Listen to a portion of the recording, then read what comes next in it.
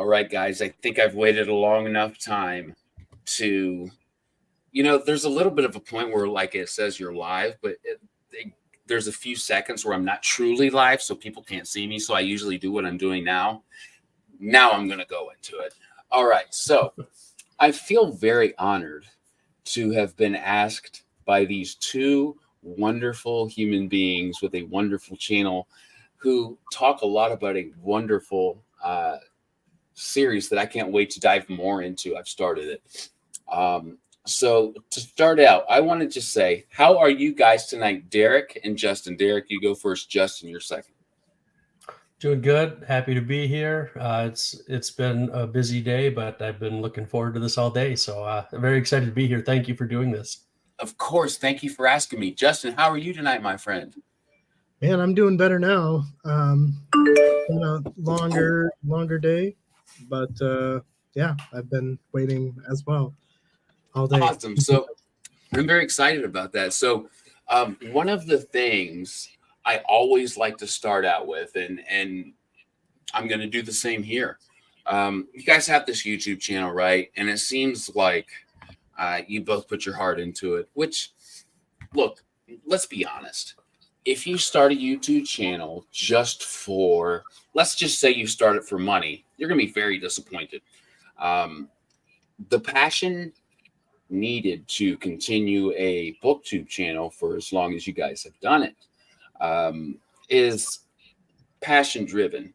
So just knowing that, what was it that inspired both of you to start a channel and kind of taking this journey, especially together, because it's not always easy to coordinate with one another. I know that it's two different areas, two different people. You guys have to have the kind of a same schedule. So Justin, I'll switch it up a little bit. Justin, you go first. What was it that inspired you, man? That's a great question. I had never been into the realm of podcasting before. I'm not even very good at listening to podcasts, even as we're speaking. But Derek had approached me with this idea as soon as I was done with the Wheel of Time series to read another series together, because Derek was the one who introduced me to Wheel of Time all those days back in middle school, and I had finally gotten around to finishing them up. So I don't know. It was just one of those things where I'm like, yeah, let's just can we swear? Can we swear on here? Absolutely. Cool. But it was just like, let's fucking do it. Let's just do it. I like that. A guy that's just like, I'm along for the ride. Let's fucking do it. That's the kind of friend you need, right? Let's do this. And the beanie looks amazing, bro. I'm digging the facial. You got it going on, my friend. Derek. Oh, yeah. Derek, so what was it that kind of led you to asking Justin to kind of take this this journey with you? Well, I knew he was getting close to finishing the Wheel of Time, and the first season of the show was about to come out, and we hadn't actually seen each other in quite a few years.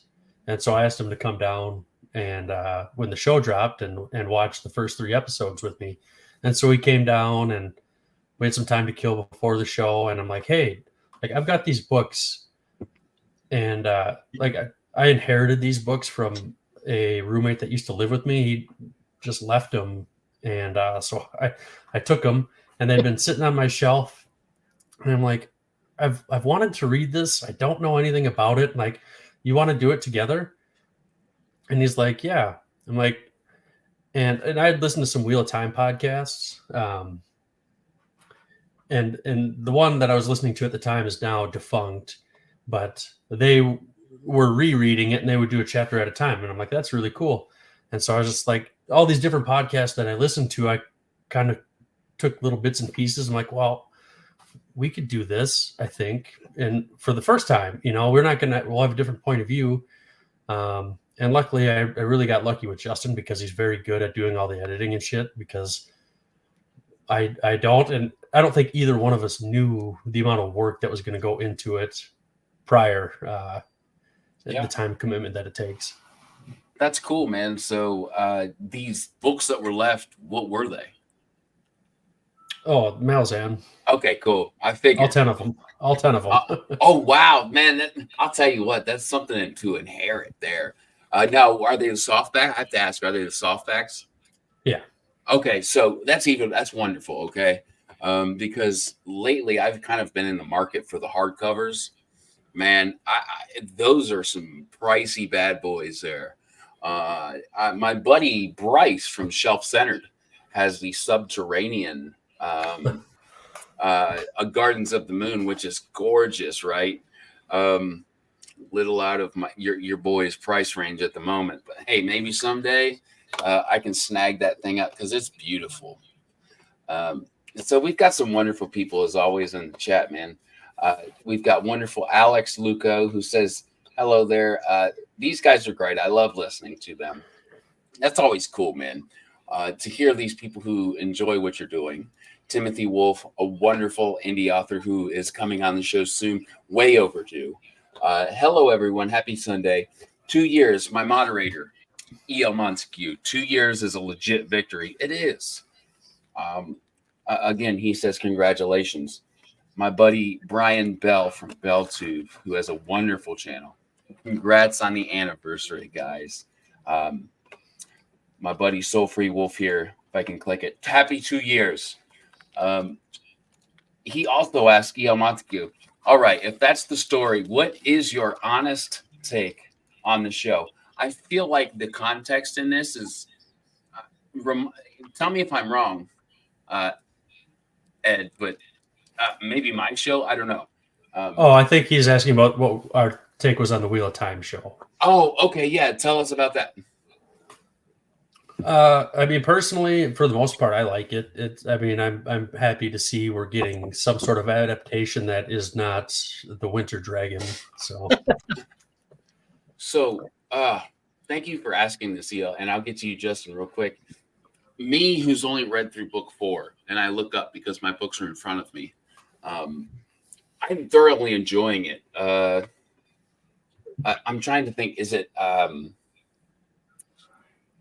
Oh gosh, I don't know why I cannot think of it, or the name of the character because it's absolutely evading me. Nynaeve, maybe, is just a badass in the show. She is just like the one that was kind of chained in the dungeon, right? Lighting the tree up. Egwene, yes, thank you.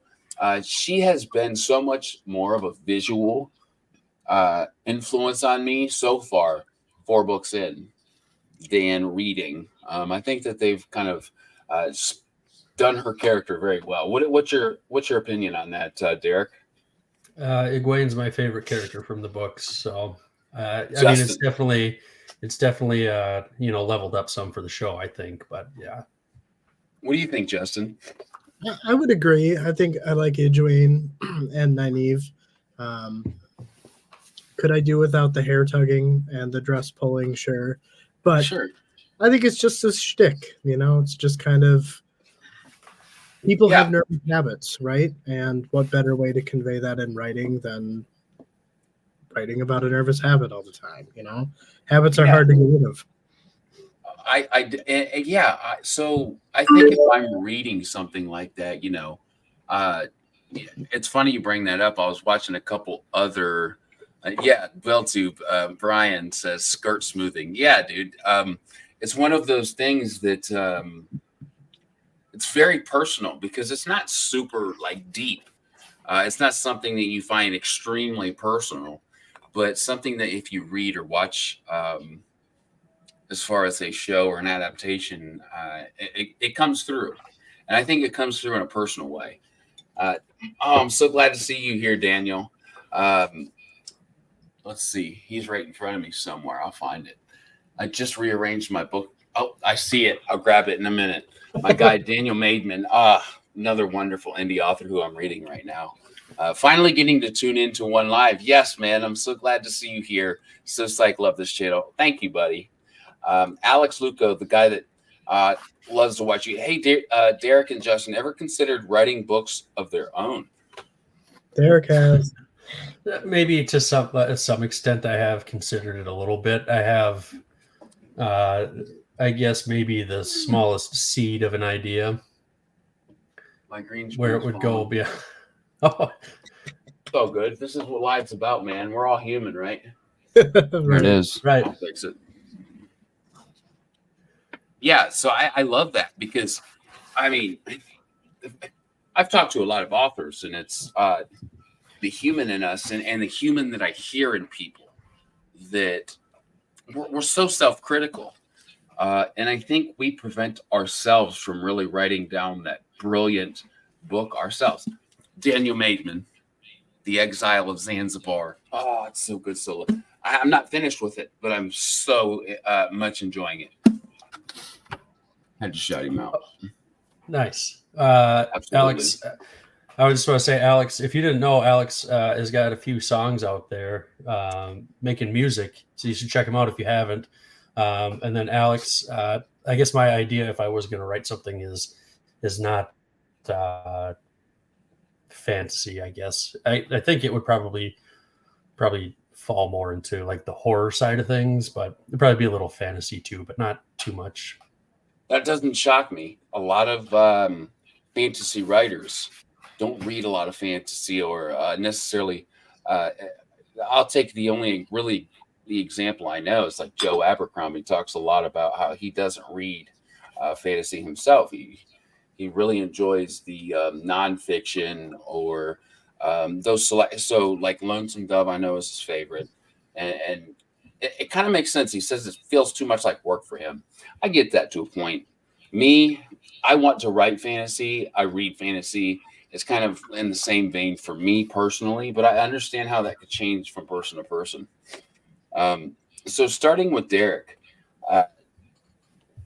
where did you discover your love for literature? Was it young, old? Not that you're old, but older in life. Well, we already know that I'm older than you, so Yeah, he is like 3 years. Let's shame him about it. well, you can't shame me. Justin's 6 months older than me, so we'll shame him later. Let's shame Justin then. No, look weird without facial hair. So what was it? When was it for you, Justin, that you found that love for reading? I want to say it was when I was younger, and then for whatever reason, just the way things do throughout your life, you kind of move away from them, find other things that preoccupy your time. But now that things have kind of quieted down in my adult life, I have found solace in reading. So I love that, and I feel like that's a really a very realistic kind of journey for us. That I'll tell you just really quick. I am not somebody who found reading young. I found it kind of annoying. Right, I had to do it because of school. It took me getting sick and like being kind of bedridden to find the physical adventures weren't possible for me. So I tested the theory that I kept hearing. It's like take those adventures through books, and I'll tell you, it just ignited a passion for me. But I was 29. I'm 33 this year. I'll be 34 this year. So it's not been this long adventure for me. So I like to hear that you were young. And so what about you, Derek? Yeah, I was pretty young too. I remember as a kid reading like Goosebumps books first, and then when I got a little bit older, I found the Redwall books, and I know Justin's read those too, and I think we actually read some of those together in school. And then it was another classmate turned me on to Wheel of Time, and that was probably like 7th grade. And then as a freshman in high school, I remember reading Game of Thrones. Oh, wow. And that was like, I don't know that I'll ever forget reading Storm of Swords for the first time. I wish, I mean, of the books I've read right now, that would be the one I wish I could read again for the first time. That's one of the books I haven't read. Well, I'll tell you, I'm only done with the first book, Game of Thrones. And I've heard from many different people, not just booktubers, but other people as well. The Storm of Swords is like that like kind of bring you to Jesus moment. It kind of just influences you. I've heard it's such a wonderful book. So to hear that doesn't surprise me, but I like to kind of attribute that to you personally, because it tells me a lot about your experience. I love it. So we kind of talked about some of those foundational authors. Why Malazan, right? Because we know that you guys absolutely. I understand why is because, well, initially these books were left to you, but why did you kind of continue on this road? And we'll start with Derek. I guess I'm not sure if I fully understand the question. Why we continue doing it? So no. So why? From what and tell me if I'm wrong. I understand that your quest, your epic quest, is kind of mostly laid in Malazan, the Book of the Fallen. Am I wrong? No, that is the main focus, yes. But we do other things too. Yeah, so of course. So you do other things, but why Malazan? What has been so special about that series in particular that has won you over to continue it and not just to continue it, but kind of made that main focus? I think the biggest thing is just that I have the main 10 books. I have all of them, but that first book, reading that, a lot of people will say, oh, it's really confusing and this and that. Not everybody says that. Some people are just fine with it. And I guess I don't think Justin or I ever really felt that way. And that may be a product of how we are taking our quest. We do one chapter a week. And so it's kind of a slow burn for sure. But we have a lot of time to digest it and pick each other's brains. But after that first book, when we got into Deadhouse Gates, it was just like getting shot out of a rocket. I was like, okay, I got to keep reading this now.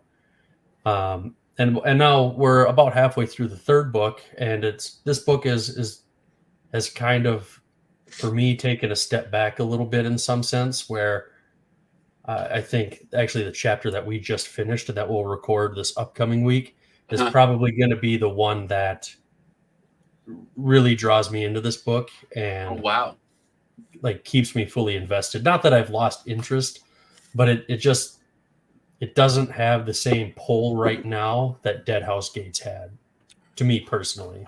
No, that's deep, man. I love that. So real quick, I have to say, I haven't said it yet, man. These guys were wonderful enough to send me a wonderful shirt.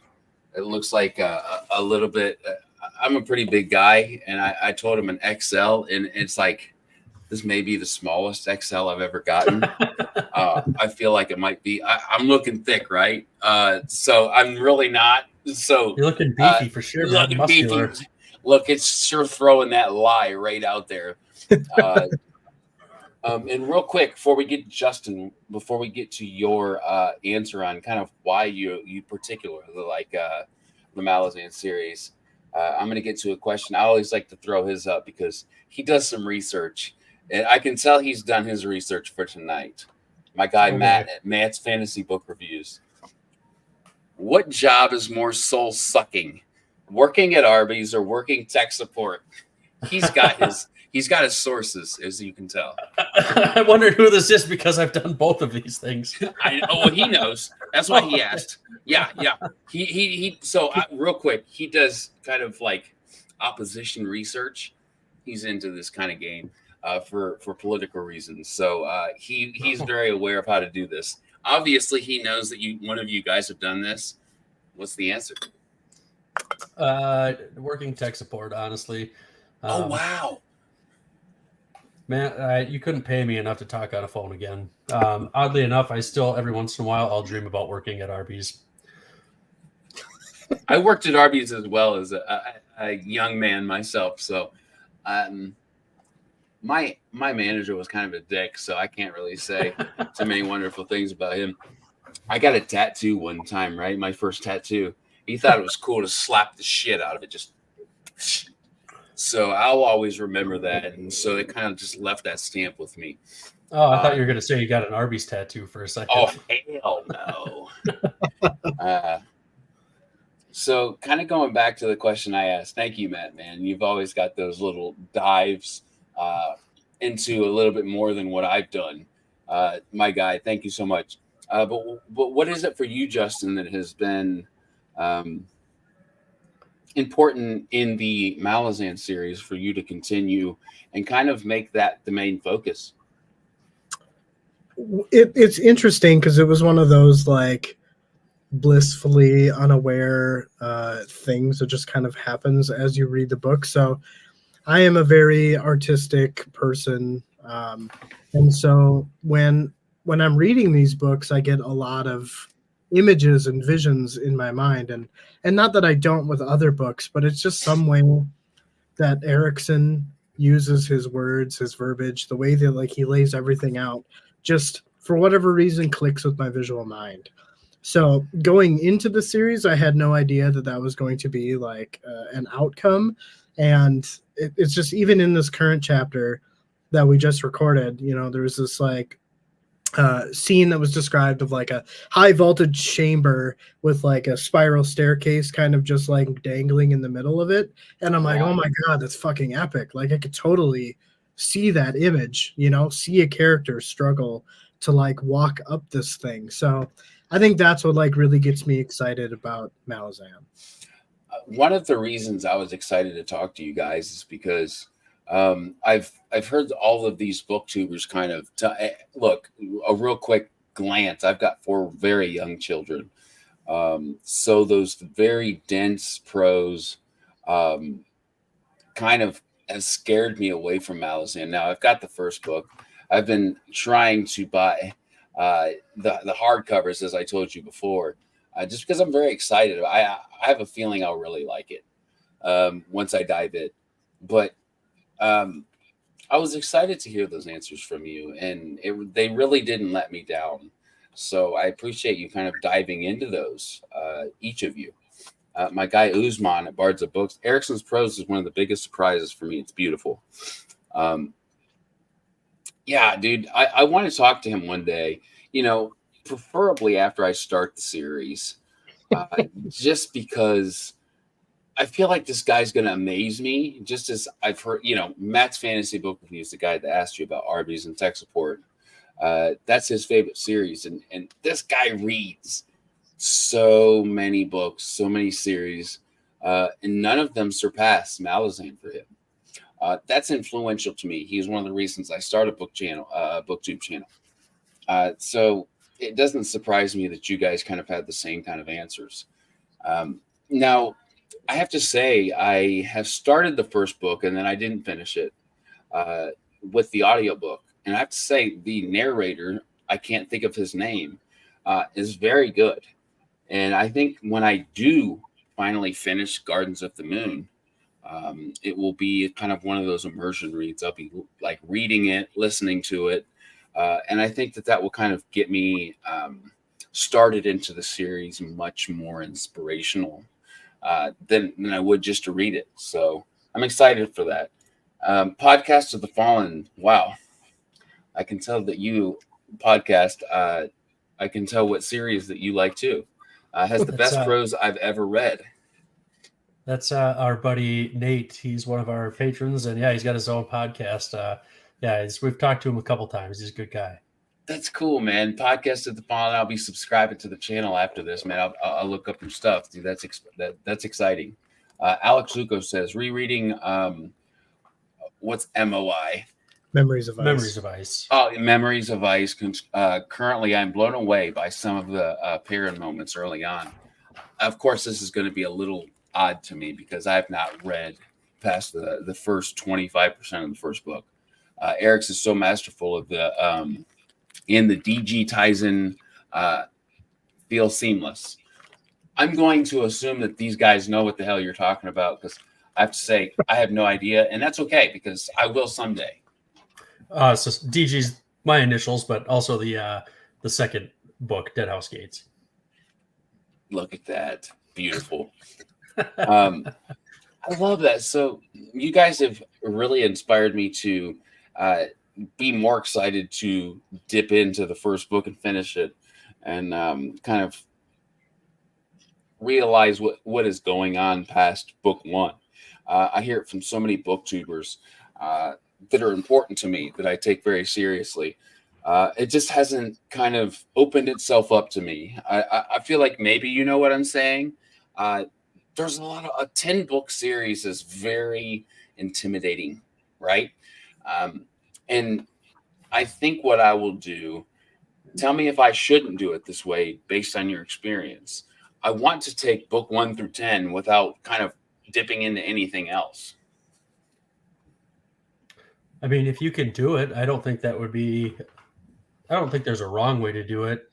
I mean, speaking for myself, I mean, I think we'll probably go through the books somewhat that way.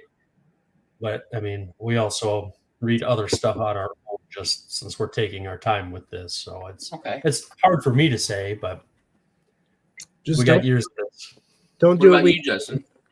Don't do it week by week. What do you mean? It takes forever, and you really have to control. You really have to be patient, and you kind of have to control your excitement for what's next, because not all chapters are seamless. Sometimes you're left off in a cliffhanger, and it's like watching old school TV series before Netflix existed. You have to wait like a whole year and a half before you got resolution because they were working on the next season, or writing strike. You don't.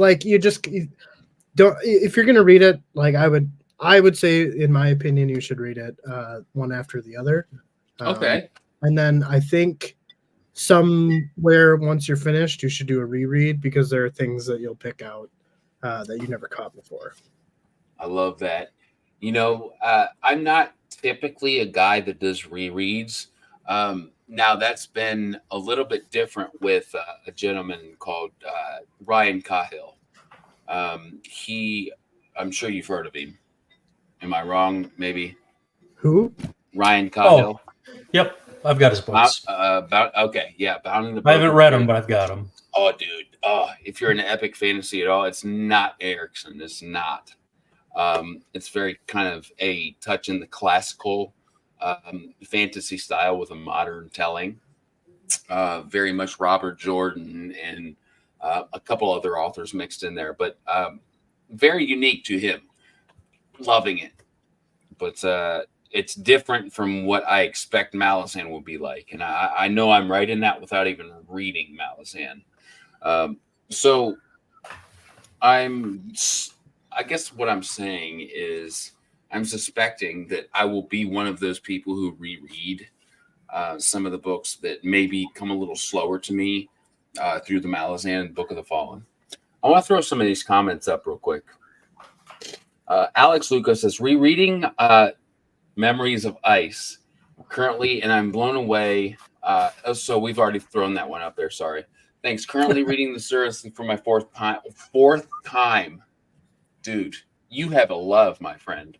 And it's Maiko's first time. Okay, so I can kind of see how that would, work out to your benefit. Like, you've got this person who's reading it for the first time. You're kind of, you're understanding a lot of what he's beginning to understand, he or she, sorry. And I get how that would work. We just finished up book 3. That's wonderful.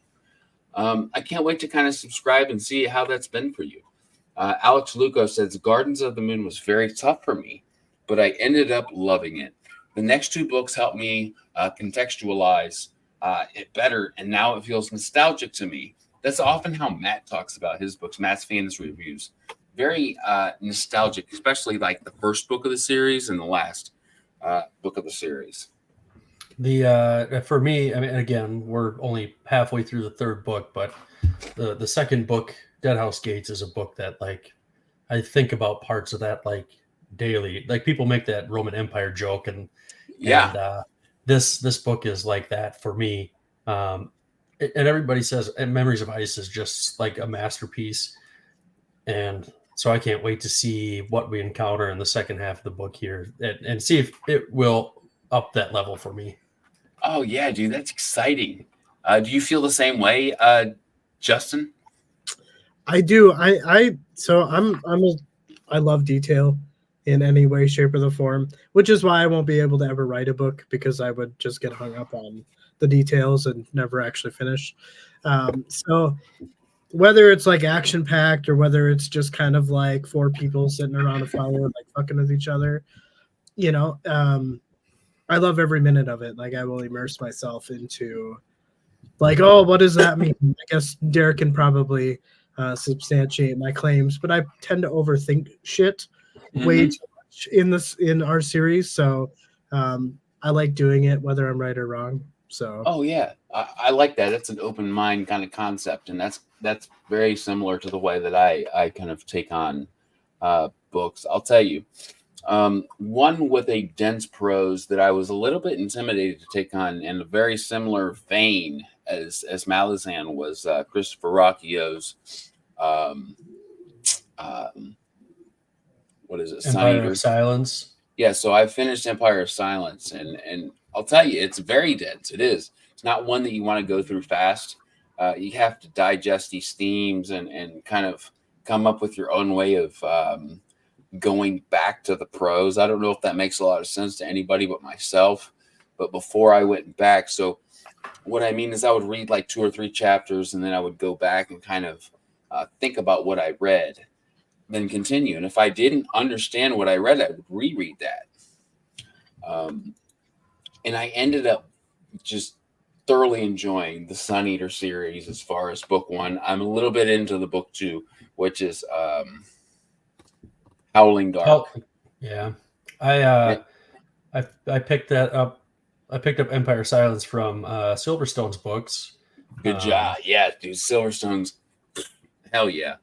And I really struggled with that book. It was not for me. I don't know that I'll continue on with the series. The writing didn't do it for me. I was honestly, for the most part, pretty bored with it, and I had a hard time finishing it. But I didn't want to not finish it, so I trudged through. And I know it's kind of an unpopular opinion. People seem to love it. I don't understand why. It wasn't my thing. That is something that I'm very happy you said, because that's the truth. A guy's prose like Christopher Rocchio's is not for everybody. That is to be expected. And it's funny because I've never read a dense prose like his, and to thoroughly enjoy it, I understand why somebody would just be like, you know what, this is too much. It's not for me. So that's equally as a valid answer as mine, which I loved it, and I can understand why somebody wouldn't, because at a time in my life, it's as far as a reader, there was a time where I would have thrown it away. Absolutely. So absolutely, man. I totally understand that. Alex Lugo says my favorite example is the random side of character who appears in book 1 and 8. Knowing about the threads like that helps me enjoy the books, the early books better. Not typical storytelling by any means. Okay. Well, we don't know who that side character is, then, I don't think. Yeah, right. He's pretty deep. Oh, well, maybe. Yeah, maybe it could be. I don't know. Look at him. I bet he's right. Ithra, a wonderful. She is always here. Thank you so much, Ithra. She says, I tried Malazan. I will try again. And I understand that. And I think anybody that has read it can understand that. If you need a podcast to follow along with, we gotcha. There it is. Derek and Justin's Epic Quest. She does a lot of audiobooks for a particular reason. And I think that's I think maybe a little different of an experience. Excuse me. I would think so.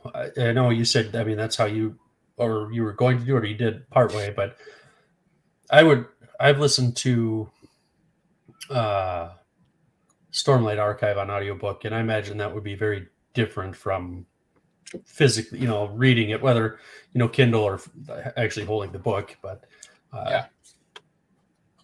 yeah. So I have to shout out the book I'm reading right now. If you like epic fantasy, dragons, dude, this is a masterpiece. And if Timothy's here, he has kind of shaped that even more for me because he said that himself. Dragon Mage by M.L. Spencer. Okay. So this is a hardcover. This is the dust jacket. And that's the naked hardcover. It's just freaking gorgeous, sweet. dude. It's one of those books you just enjoy holding while you read it. And if you enjoy those, I know, Justin, you said that you read Wheel of Time books. Dude, this is very much not the same thing, but if you enjoyed the Wheel of Time, I feel like, because I enjoy the Wheel of Time, you'll like this. It's just one of those epic adventures that just kind of tickles your belly, right? And tells you that you're about to go on an adventure. And it's not necessarily, there are some dark points. They deal with kids. They're not kids, older teenagers, pre-adult, kind of that vein. But I'm just absolutely enthralled, and it's so fun. So I highly suggest that to anybody. And it's very different from Alice Ann, but I have to throw it out there as something that I hope you guys read. My wonderful... Started a list. Oh, my man. Yes, dude, you do the same thing as me, man. It's like I have my wife print out these like questions, and it's usually like on the back of it, I have all these notes. Speaking of my wonderful other half, bookish mama, she's in bed with the baby. That's my wonderful other half. Hey guys, so she made her appearance. Thank you, mama. What are some projects you guys are working on for 2024? We'll start with Justin. Projects, woofda. Well, I know that we have kind of tossed around adding in another Patreon tier. I'm not exactly too sure how to go about that. I think that it's a hard thing. Derek and I are just too modest, like we don't want to be like, hey, give me your money, and that's all we're focused on. That's respectable, dude. And I get it. I do. But there also has to be kind of like this is a lot of time you guys are taking. There has to be a realistic point where you say, hey, there's these special offers that I can give you for a monetization. Right. Yeah, exactly. So what that entails, we've thrown some ideas around, but really haven't decided on too much yet as to which way to go. I think we are going to continue to trudge through Memories of Ice and then work on the novellas that Steven Erikson has wrote surrounding a couple of characters that are introduced in the book that we are currently reading. So I wasn't aware of those. Did not know he did novellas. Yeah, they're just like little shorty stories that just kind of, I guess you could call them a side quest. Okay. So, hey, nice plug, Justin. I love that. Yeah, exactly, dude. So something, and I told you about Ryan Cahill. Something he kind of started. I'm saying started as if I know who started it. In my mind, he did. If I'm wrong, I'm sorry. Correct me. Throw me a DM, a hate email, whatever you want to do. But I think any author who throws those novellas, especially those newsletter novellas, and they're kind of for free. Hey, get a taste of how I write before buying my book. Or particularly in Erikson, because this is quite a bit before Ryan would have done his thing. These side quests, exactly. Ithra, exactly. I see why people would do that. I do. It's a marketing. It's brilliant. It is. But I also think that starting with that, like publishing a book one, you're working on book 2 that's about to come out, but then boom, there's this novella, like a prequel novella, one that you can read, get a taste for the prose, and if you like it, buy book 1. That's what I did with him. He has a prequel novella called The Fall. Ryan Cahill does, and that's what I read first. That was his second book, his second piece that he produced, and that got me into book one, which he wrote first. But again, the marketing brilliance, I think, brought him the readers he has now.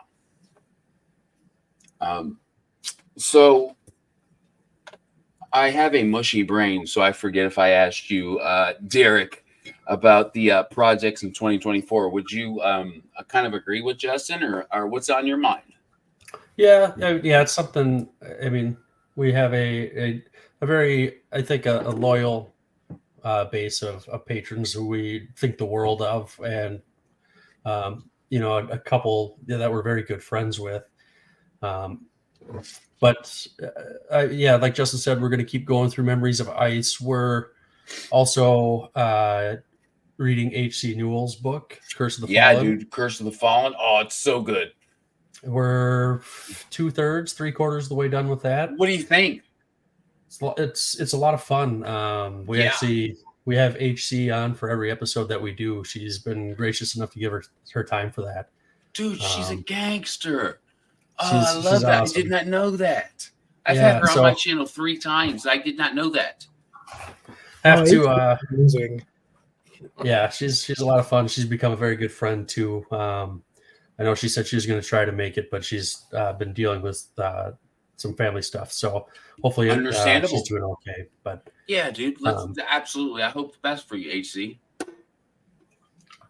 But I have to tell a quick story. My wife ordered for my birthday Curse of the Fallen special edition.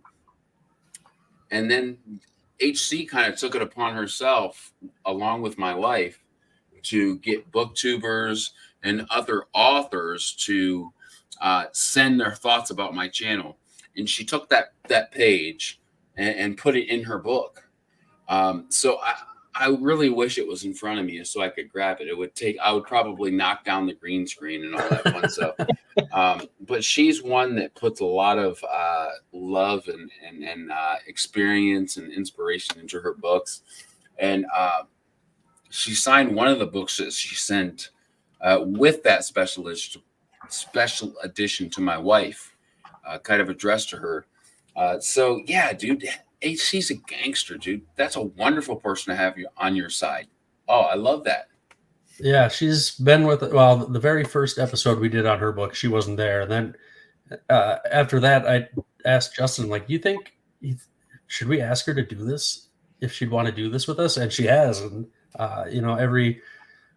right now we're kind of going through a stretch of Malazan episodes here, 2, 3, 4 episodes of Malazan. But we've been alternating back and forth between the two books, and she's been with us, basically every 2 weeks. That's awesome to do that. So and with voices. Yeah, we do a little voice acting for fun with that, and just try to make a little production out of it.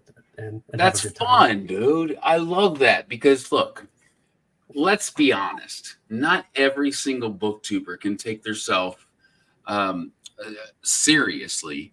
And then also on the same spectrum can take themselves comically and as laid back as that. That's something very special. Look, as humans, I feel like it's part of our job here on Earth to enjoy each other, and to hear that she has been, part of what you're doing. It doesn't surprise me. It wasn't something I was very aware of. It's funny you say it because as I was posting these links, I felt like I had heard HC talk about you guys in some way or another. And what you're saying just kind of brings that full circle for me. It's very cool.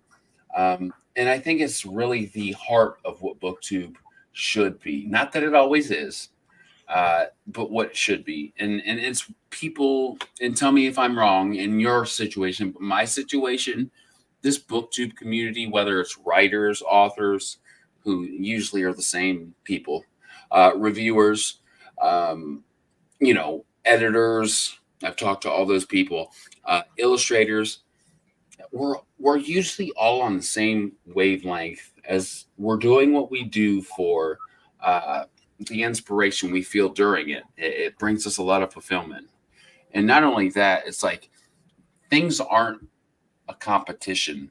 The main thing that I found, especially I started with like the SPFBO authors, it's not like I'm going to beat you. It's never been like that. It's always like, I want you to succeed and I want to be right there with you. And I think that that's one of the most special things about this community.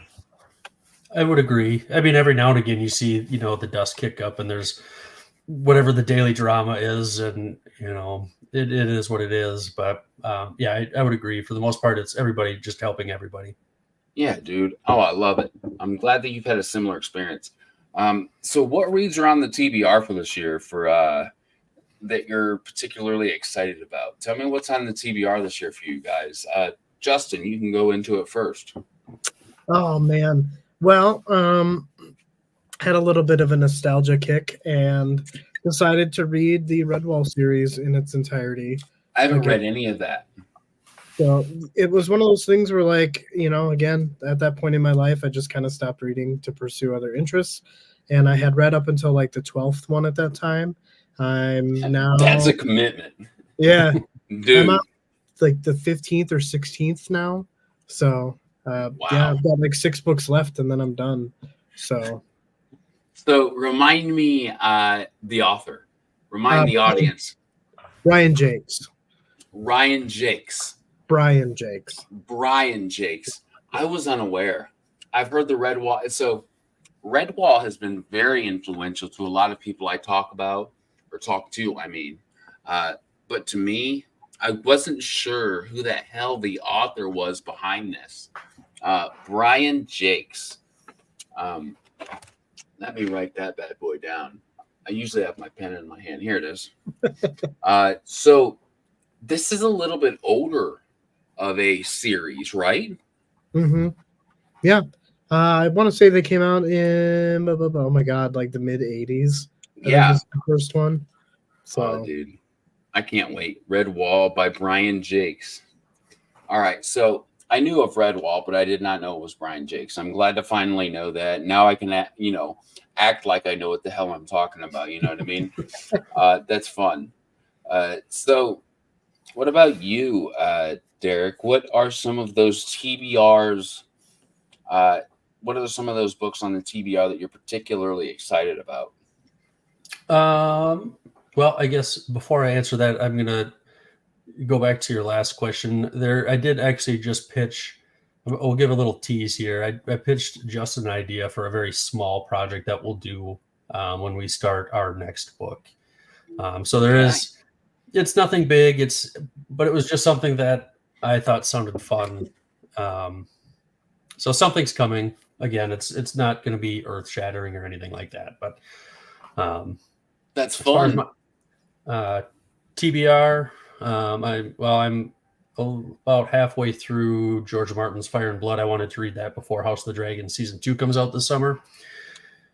And then after that, I don't know. I need to sit down and write out my TBR. I think I'm probably going to, the Alien movies are a guilty pleasure of mine, like my favorite sci-fi series. I think I'm probably going to go back and read a few of those books. The Rage War trilogy is what I think I'll probably read next. I love it. That's one that has not been on my radar. I remember though, growing up in the 90s, naturally, Alien is one that I saw very often. So me too. I think that would be very cool. Let's see. I love this. All right, we'll start with Justin. If you could have a beer, and in your case, I'm sure that's a beer. Some people don't drink beer. There's others coffee. If you could have a beer with any author and pick their brain, who would that be? Damn. It's a tough one. I would probably say I would love to have a beer with Clive Barker. Ooh, do you like horror? I do like horror books. I don't have as extensive of a collection of them because Clive Barker and Stephen King are like the only ones that I know. But like, I just love fucked up shit, and I feel like Clive Barker does an excellent job of describing his darker side of nonsense, so to speak. He ain't got a choice, dude. It just flows. So I would love to be able to pick his brain. And as a visual person who likes to represent that darker nonsense, I definitely feel like I could draw some inspiration from him. Awesome answer. What about you, Derek? Well, I don't know. It's tough. I mean, we talk to HC every couple weeks, and I'm usually having a beer, and we get to pick her brain then. Dude, she's a wonderful author. She's a lot of fun, for sure. We did talk to Steven Erikson after we finished Dead House Gates, but once we finish the series as a whole, it would be cool to like be able to have that full conversation, without him having to hold anything back. Ithra, I'm going to trust you on this because you tag me in so many wonderful books every day that you're listening to. I'm going to assume that this is Clive Barker, The Handyman, and Bentley Little. If not, I'll find that out. I'll search it afterwards. But that's just my thoughts. Thank you for throwing that up there. Podcast of the Fallen. If you love fucked up shit, you must adore the Tennis Gallery.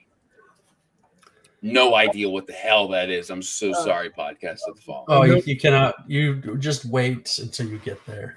Oh, damn. Who the hell writes that? Steven Erikson. Oh, Jesus. It was the Memories of Ice thing.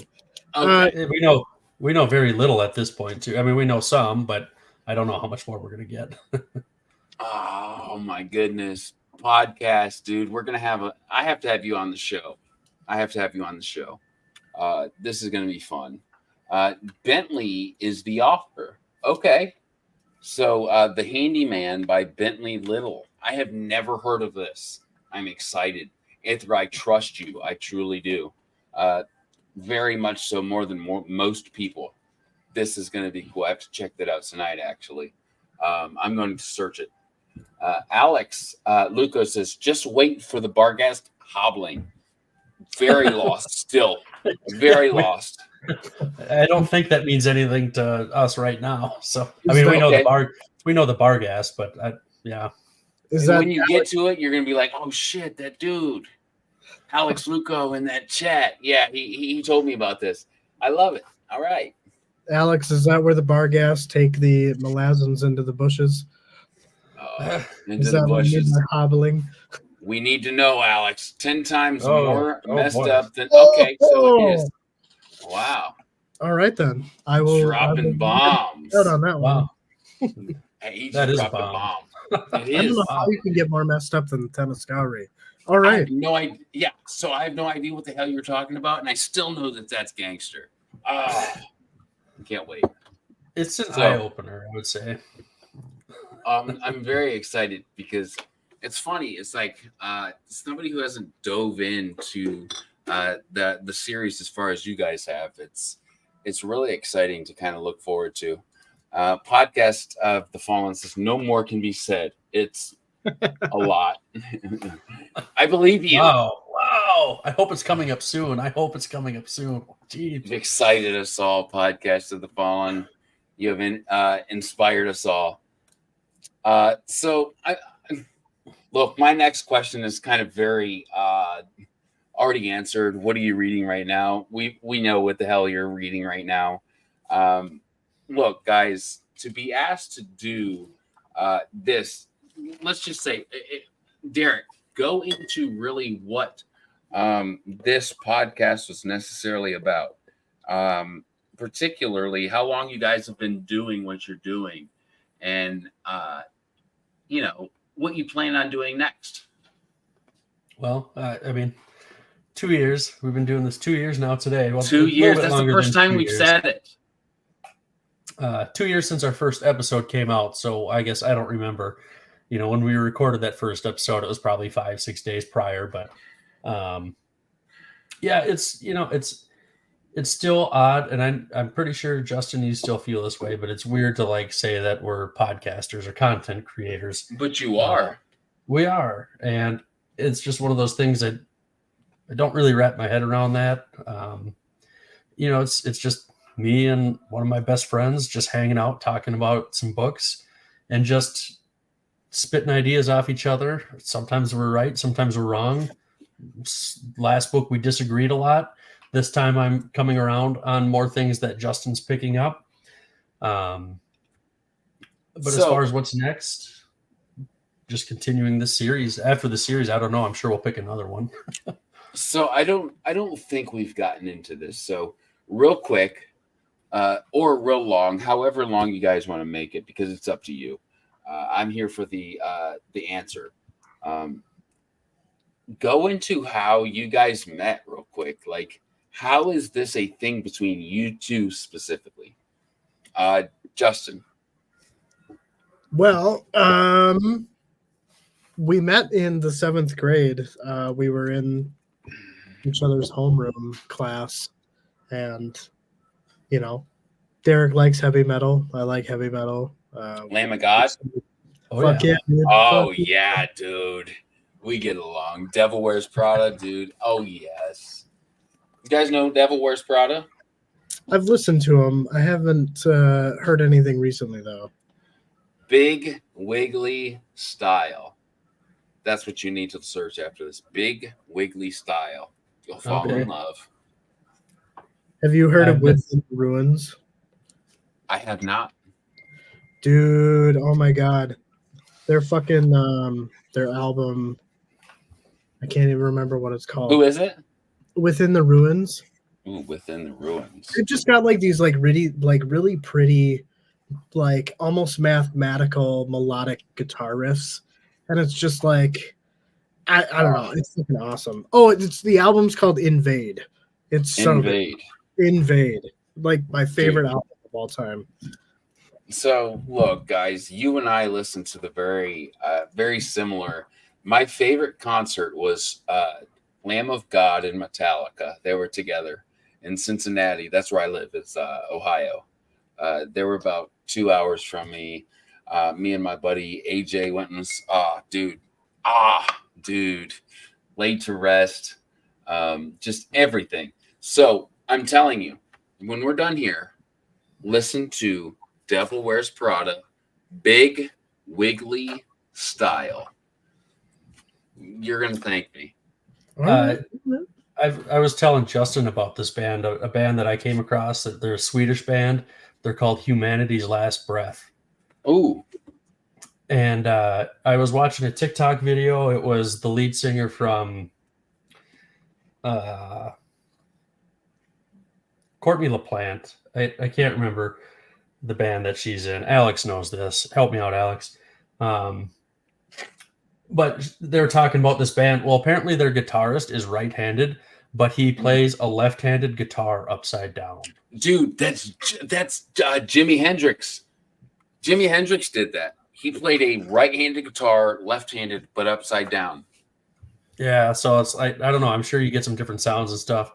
But Redneck's the best. Spirit Box, yeah. Spirit Box, thanks, Alex.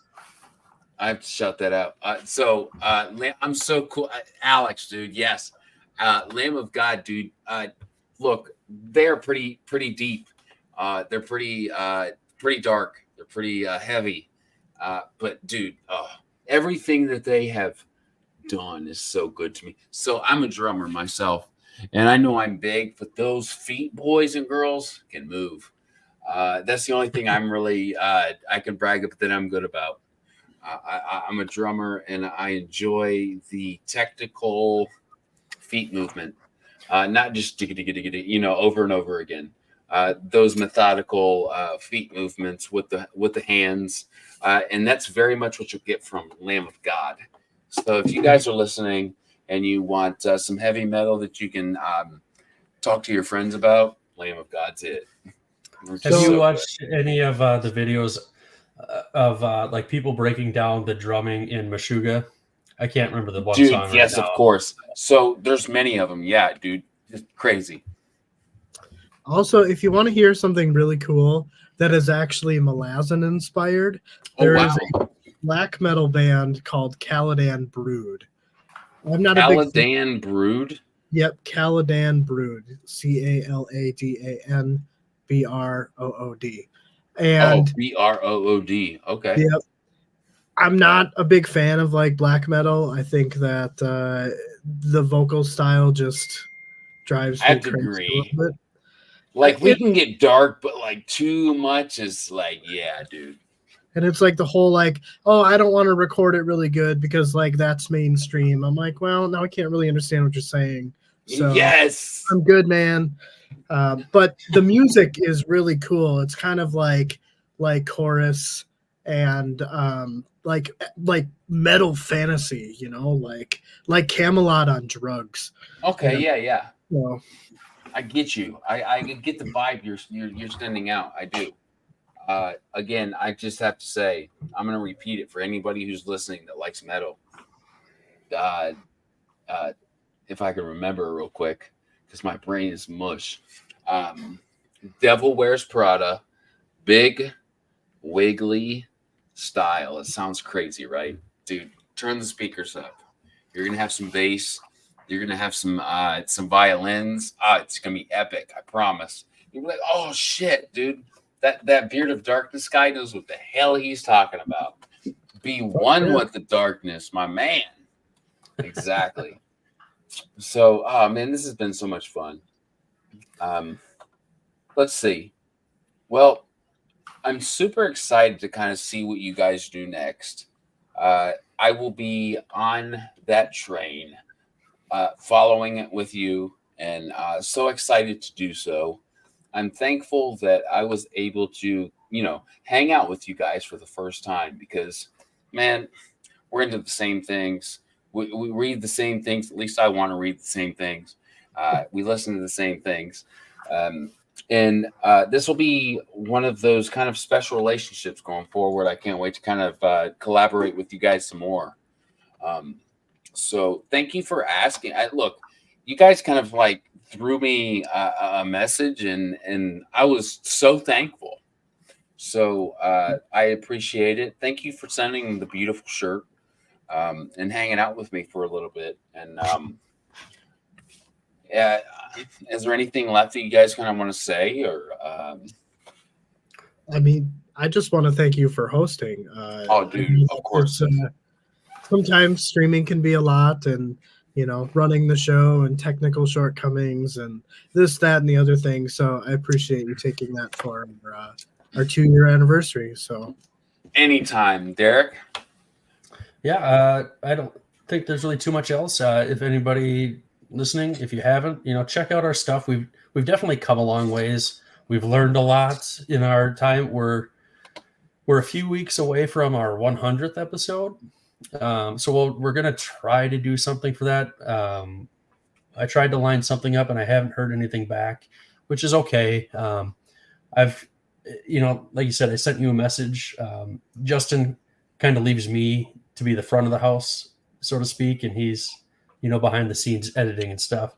Okay. And I really like doing it because I don't know. I mean, I don't have a problem asking, and if somebody tells me no, that's fine. I'm not going to have hurt feelings. Dude, that's very important. I've been told no, I've been told yes, but you keep on going. Right. You know what? We haven't been told no yet in 2 years. That's amazing. But yeah, just check our stuff out. We're on YouTube. We're anywhere you can find a podcast. We have a TikTok that we don't really do too much with. You can see a video of me shoving a pie into Justin's face because he lost the bet we made in the book. And we have another bet for this book, which it's kind of looking like I've got a leg up for right now. We'll see how it plays out in the end. Whichever way it goes, I'm sure we'll film that and put that on TikTok. And yeah, we've got a Patreon. If you feel the call, I guess we'd love to have you there. So listen, I've got their link tree below in the description. So you'll find everything you need there. I've made sure prior to this that everything is there, and it is. They've done it right. So my man, E.L. Montague, my guy, thank you, Ed, for saying this because it's something I did want to touch on. So for the next week or so, I do have to go back, unfortunately, to the hospital. I have some health issues that I've been hospitalized with for the last couple weeks, and they sent me home. I have to start this new medication that they are going to be observing me on, just to make sure I don't, die, right? So tomorrow I will be on my way to OSU. I live in Ohio, so Ohio State University Hospital. And so for the next week or so, your boy is not going to be doing a whole lot. I will keep people up to date on Twitter. You guys will know what's going on. So I just kind of wanted to let everybody know what's going on. So I don't want you to feel any sort of way about that. I will be back with mega power. Look, we're going hard when I go back. But, as somebody who does live interviews probably 5 days out of 7, I'm not going to be there, guys, just this week. So, look, throw me a message. If you want to do something in the future, I'm going to be doing a lot of scheduling, but I will not be live. But I'm looking forward to coming back. I will be coming back within a week or so. Looking forward to it. Thank you guys for, celebrating what I find is very incredible. Derek and Justin's 2-year anniversary on Booktube. Let's get these guys a sub. Let's do, throw it up for them. These are 2 wonderful dudes doing something that I highly look up to. So thank you guys for asking me to do this. I've had so much fun, and we'll have to look forward to doing this again. Absolutely. Oh, yeah. Awesome. So we will see you next time. I'm not sure when, probably next week. Give me 7-8 days, something like that. And we will be back. You will know through Twitter. So thank you guys again for asking me to do so.